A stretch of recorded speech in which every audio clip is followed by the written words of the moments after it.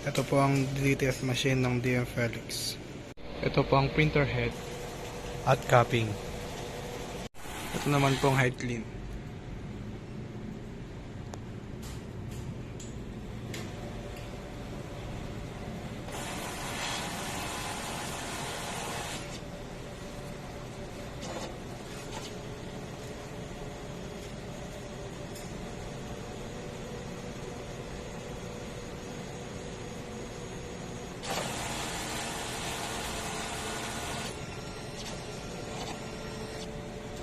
Punas ng wiper after head clean.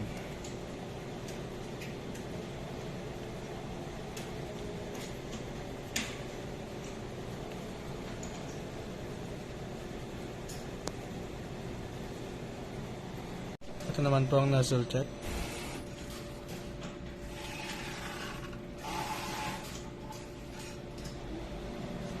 Ito naman po ang AVR. Ito naman po ang waste tank. Nagdi-dispose po kami hapon at bago umuwi.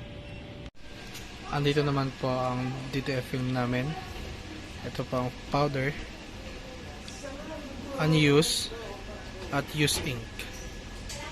Ito po ang na-run this week.